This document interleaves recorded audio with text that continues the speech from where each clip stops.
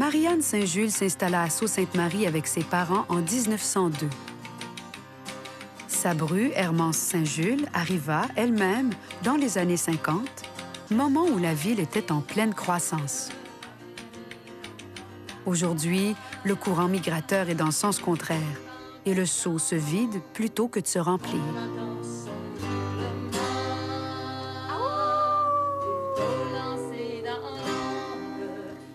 Ceux qui sont restés se sont fait une place, la leur, et rien au monde ne pourrait les amener à l'abandonner. À Sault-Sainte-Marie, cette persévérance prend racine dans la solidarité, l'identité et l'appartenance. Quand j'ai marié Léo, puis je suis arrivée à Sault-Sainte-Marie, ma belle-mère est devenue ma deuxième maman parce que pour moi, elle a vraiment pris la place d'une mère. Puis moi, je ne parlais pas anglais à ce moment-là. Je venais du Québec, puis je pouvais le lire seulement, mais je ne le parlais pas. Alors, j'étais un peu perdue, mais toute la famille, là, moi, je parle pas seulement, toutes les filles, là, j'ai été bien reçue, parce que tu sais qu'ils me disent que je suis leur belle-sœur préférée, c'est la seule qu'ils ont.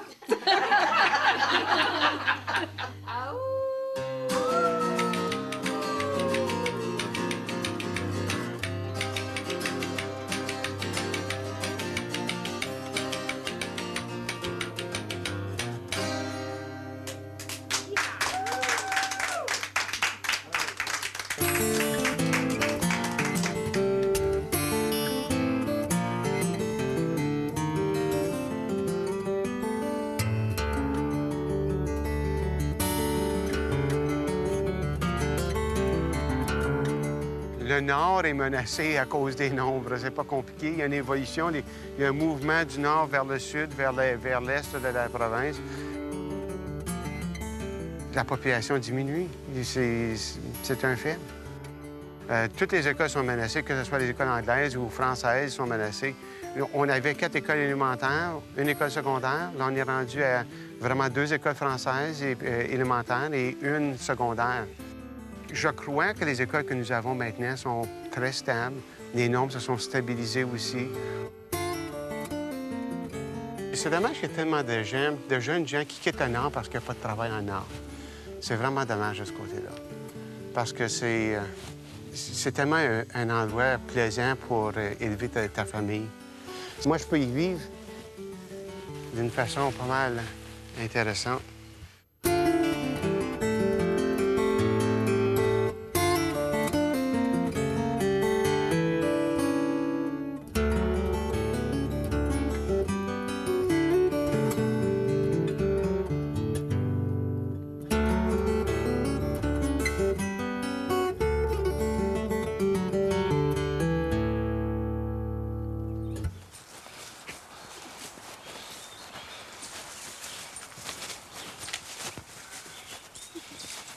OK, viens Andy. Là, ça fait mal.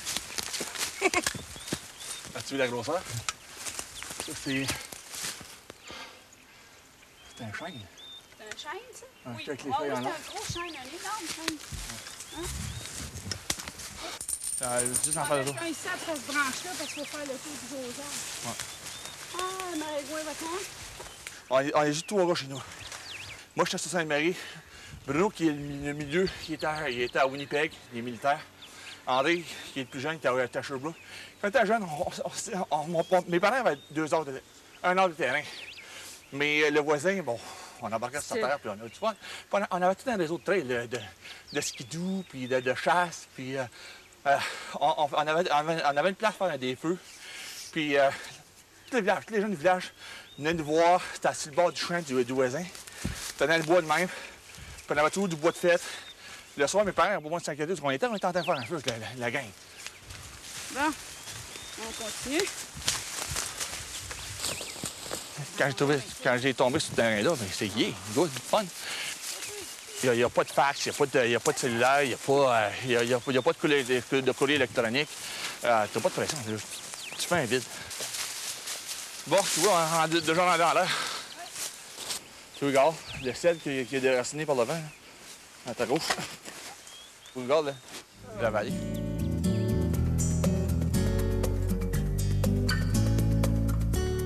Tu sais, on est 2 enseignants, t'es impliqué dans la communauté. À un moment donné, ça vient lourd. T'as besoin de prendre quelques heures, quelques temps là, pour juste t'éloigner de ça puis revenir à la base de qui on est, là, finalement.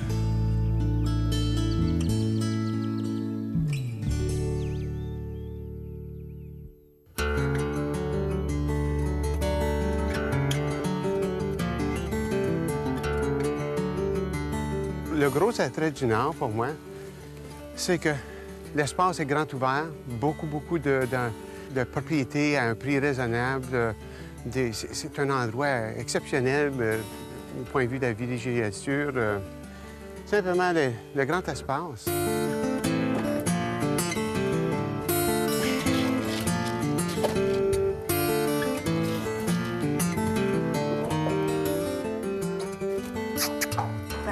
C'est notre bébé. Just a minute, Summer.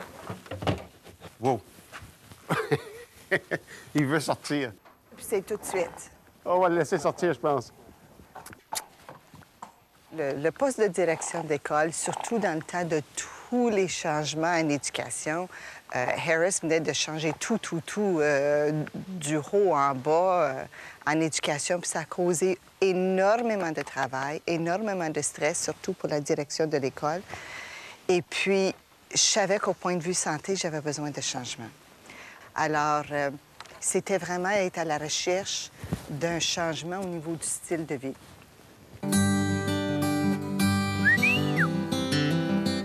Être directeur, tu as tout le temps une vision pour ton école. Mais nous autres, on a acheté sa propriété avec une vision en tête. Cette vision, c'est d'avoir un endroit sans stress, un endroit où tu te sens confortable, tu te sens bien, tu te sens vraiment chaud à l'intérieur. Mais c'est ça que c'est ici. Mon but cette année, maintenant que je connais un petit peu plus de la ferme puis comment élever des animaux, cette année, je veux concentrer sur le processus de la fibre des alpagas. Et puis, peut-être, possiblement, monter un moulin à un moment donné et aussi développer le côté des artisanats. Il y a beaucoup d'artisanats dans le coin. Essayer de garder le monde dans le Nord, en fin de compte. C'est ça qui est l'idée en arrière de ça. On a besoin de toutes les ressources possibles pour développer l'économie du Nord. Il y a trop de jeunes qui s'en vont vers le Sud.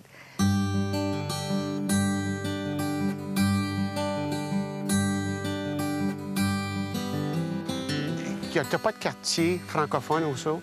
Les gens sont dispersés à la grandeur de la ville. Alors là où on se réunit, c'est soit à l'école ou dans la paroisse. À part ça, il y a très peu d'activités ou de choses qui peuvent vraiment regrouper le monde francophone. Je ne sais pas si c'est partout pareil, là, mais je sais qu'au Sault, les gens au Sault, quand ça vient à un moment donné où c'est une crise de quelque sorte, tout le monde se serre les coudes, on se met ensemble, puis on travaille tous ensemble, puis c'est vraiment remarquable de ce côté-là, ce trait-là du Sault. On se voisine pas tout le temps. On n'a pas énormément de regroupement des activités sociales à ce moment-ci. Mais par contre, c'est comme un petit village. Les gens se connaissent. Puis quand il y a quelqu'un qui a besoin d'aide, les autres sont là. Malgré le fait qu'il y a peut-être certains conflits avec certains, ou que tu t'entends moins bien avec d'autres, quand c'est le temps, ça, c'est tout mis de côté, puis tout le monde se rallie autour d'une cause.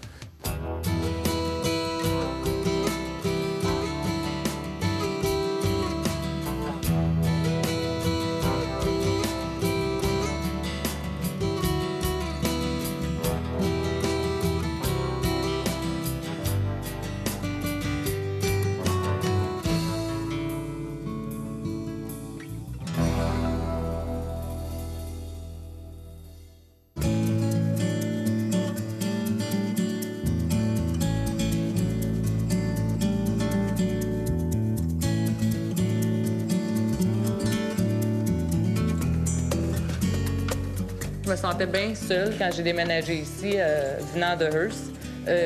C'était pas évident. Je me sentais totalement sur une autre planète quand je suis arrivée en 92.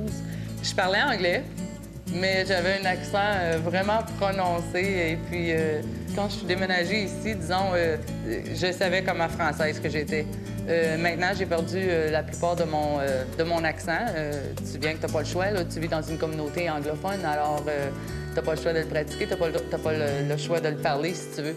Mais tu voyais là, que j'étais pas une des bienvenues, là. Le monde, il pouvait reconnaître mon accent, il savait tout de suite que j'étais pas de la ville.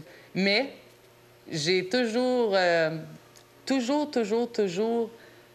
fait savoir au monde que je suis française. Et puis, si tu l'as vraiment à cœur de vivre ton français, il n'y a pas aucune communauté qui peut t'enlever tes racines, si tu veux.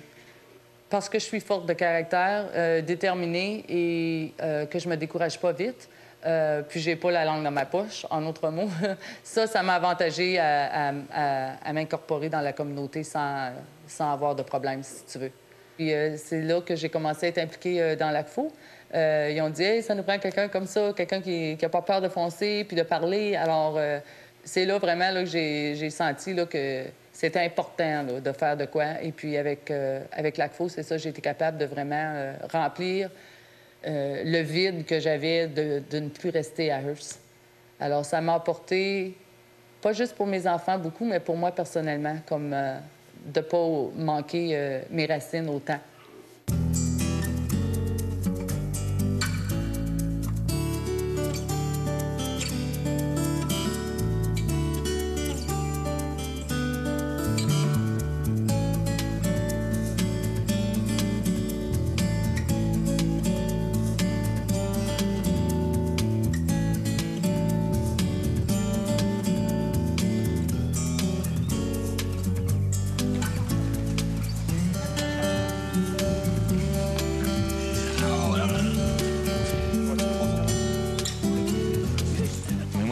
Ça fait 15 ans que je suis ici, là.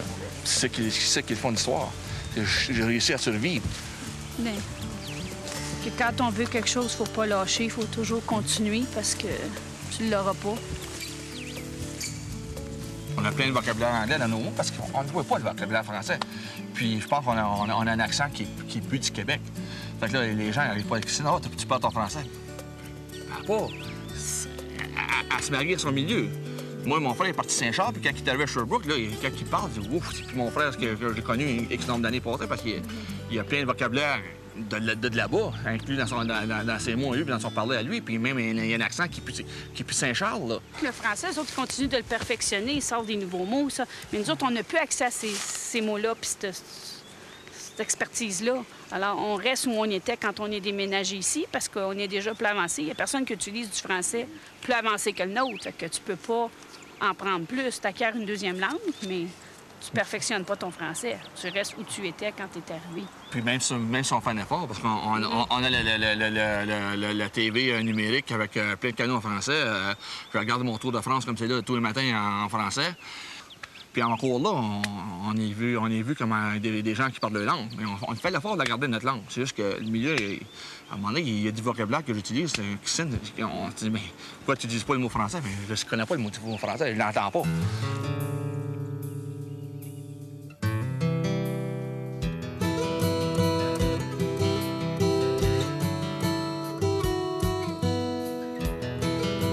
J'enseigne le français cadre dans une école publique anglaise, puis les vrais francophones qui enseignent dans ce domaine-là sont rares, là.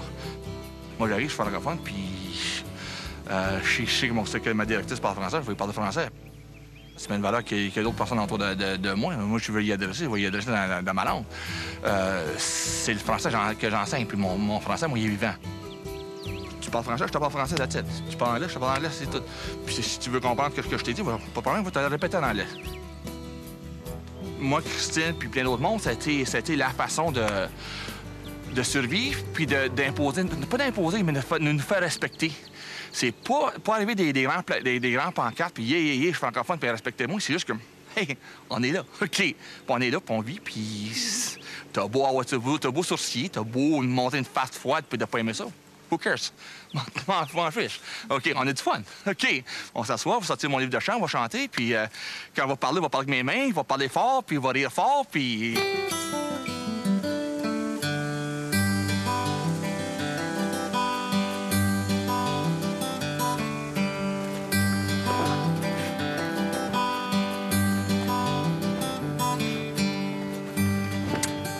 OK. Ben, C'est beau.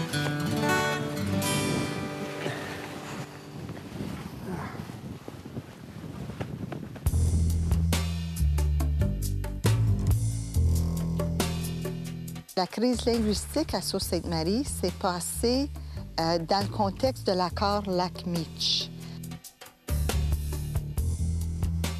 Le premier ministre était Brian Mulroney à ce moment-là, puis il avait négocié un accord avec les premiers ministres des provinces pour ratifier la Constitution canadienne.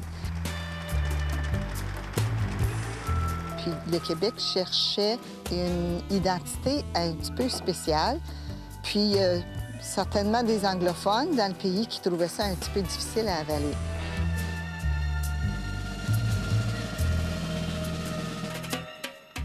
Il y a un groupe d'anglophones qui ont fait signer une pétition.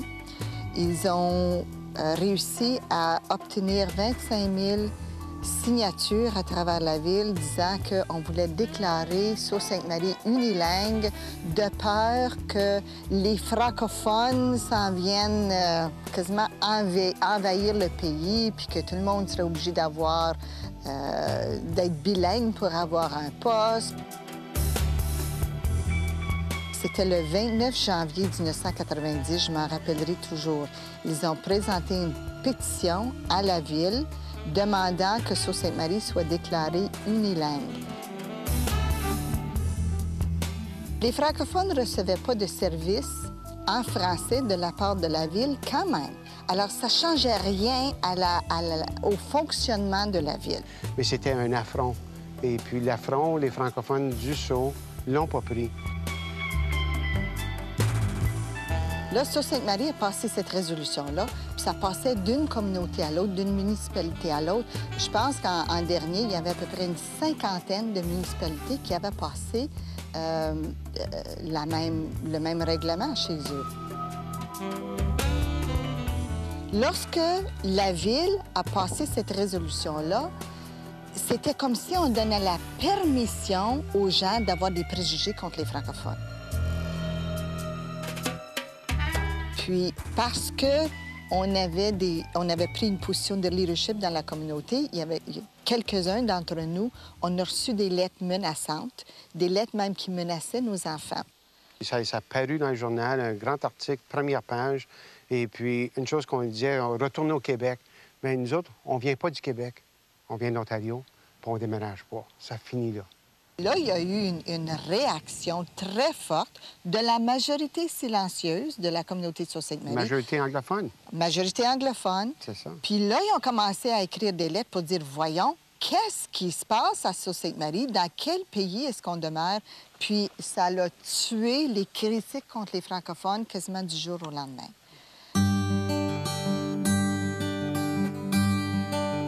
Il y a des gens qui ont choisi de partir, mais il y a plein de gens qui ont choisi de rester et de combattre, et puis de continuer la francophonie au Sault. Puis la francophonie au Sault, elle existe toujours. Puis t'as plein de gens qui peuvent vivre en français, s'assurer que leurs enfants parlent le français. Ça a recousu les déchirures qu'il y avait dans la communauté. Même, il y a certains anglophones qui ont appris le français aussi, suite à ça. Fait qu'il y a des choses positives. Il y a plein de gens qui ne s'affirmaient plus comme francophones comme tels, puis qui ont appris à s'affirmer. Par contre, il y en a d'autres qui ont trouvé ça difficile parce que là, ils se faisaient insulter par les anglophones, puis qui ont décidé que, tu sais, peut-être qu'ils ne voulaient plus s'afficher comme francophones. Alors, c'est arrivé des deux bords.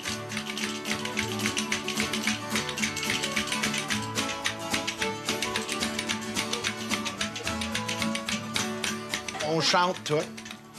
On joue toute la musique. Moi, j'ai commencé à jouer la musique à cause de mon oncle Roy, qui joue la guitare depuis qu'avant que je suis né. Alors, aussitôt que j'ai pu, j'ai appris de la guitare, puis il n'y a rien que j'aime plus que jouer avec mon oncle.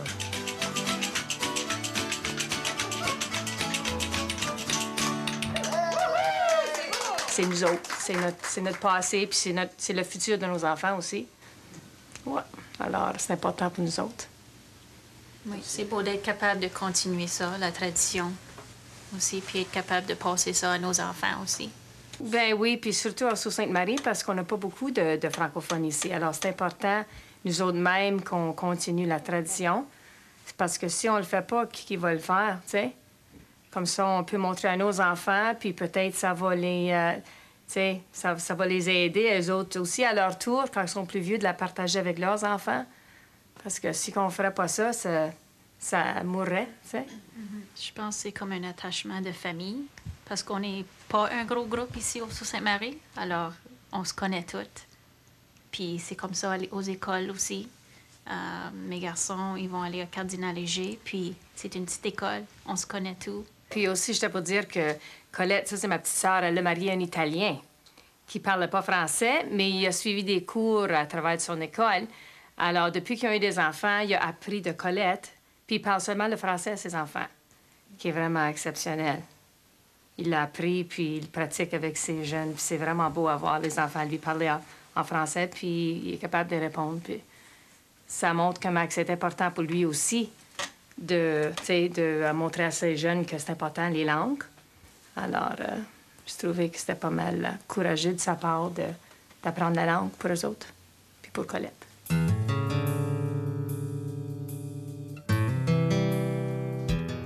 Les enfants trouvent ça très agréable de pouvoir parler avec leur grand-père. Il n'y a aucune connaissance de l'anglais.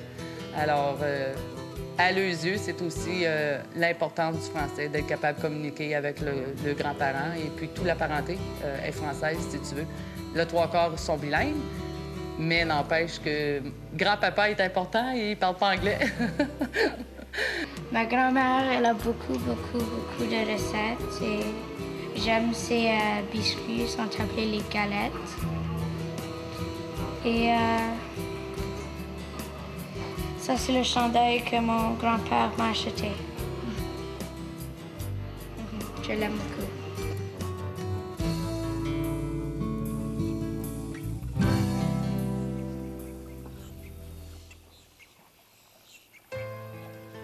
On se dirigeait vers une retraite. On commençait à planifier ce nouveau stage-là dans notre vie. D'un coup, à la fin du mois de septembre, je me suis rendu compte que j'avais besoin d'aller voir le médecin. J'avais quelque chose au sein, puis c'était pas tout à fait normal. Donc, je me suis rendue chez le médecin. Dans 2 jours, j'ai eu un mammogramme. Lorsqu'ils ont fait le mammogramme, le spécialiste est venu me voir sur le fait même. Puis il m'a dit, on a besoin de faire un ultrason puis une biopsie tout de suite. Je savais à ce moment-là que j'avais un problème.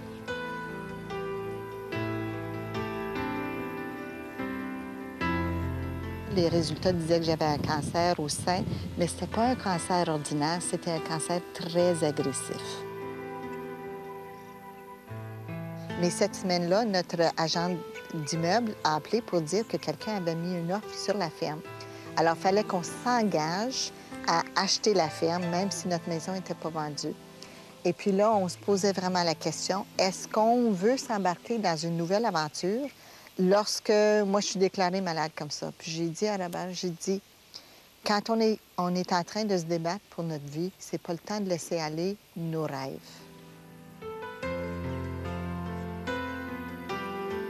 C'était ma crise personnelle à moi. On avait vu trop de choses se passer dans la communauté. On avait vécu trop de crises au sein de la communauté. Puis je prenais tout ça à cœur. C'est les nombreuses heures que tu mettais aussi au travail. Parce qu'on était à un âge où les enfants étaient partis de la maison.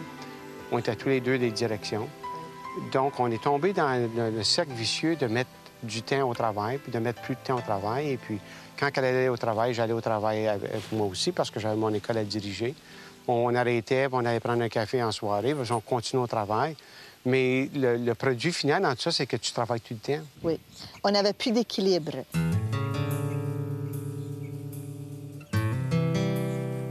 En réfléchissant à ceci par après, c'est vraiment surprenant. Pendant cette année de maladie puis d'épreuve, on était heureux. Ah oui. On était heureux. Oui. Puis ça me surprend encore, tu sais. Puis on ne laissait pas le cancer nous empêcher d'aller au restaurant. On ne laissait pas le cancer nous empêcher de sortir. On organisait nos temps parce que après un traitement, Denise, pendant 4-5 jours, elle était au lit. Mais après ça, on faisait des choses. On restait pas dans la maison, la porte fermée, puis c'est une maison malade ici. C'est pas du tout le cas. Ça m'a permis à faire la transition à une vie différente. Puis c'est cette nouvelle vie qui me permet de garder un équilibre dans ma vie.